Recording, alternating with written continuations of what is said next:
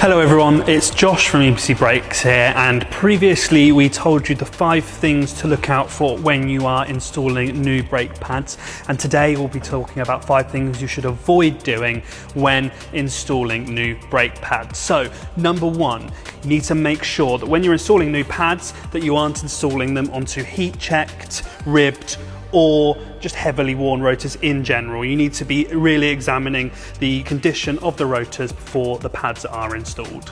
So number 2, the next thing that you always need to avoid when installing new brake pads is double stacking the anti-squeal shims. So we have one on here, you only need one, do not install another one, because what could happen is then your pads could be over thickness, causing pad drag. So yes, make sure that you only install the shims that are provided with your pads.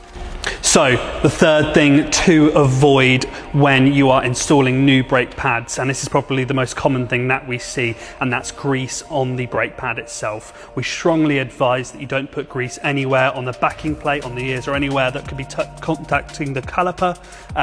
We'd show you what we mean here ourselves, but we actually don't have any grease here because we strongly advise that you stay away from putting grease on the brake pad itself.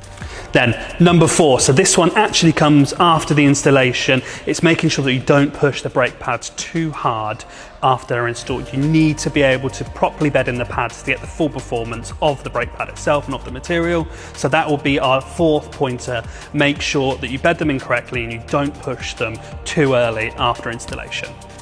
And then number 5, also after installation, but please make sure that you use the brake pads for what they are designed for. Everything is clear on the packaging, whether stuff is for track or not for track, or maybe if it's not really a performance pad for road use, fast road use. So yeah, make sure that you're utilizing the pads for what they are designed for.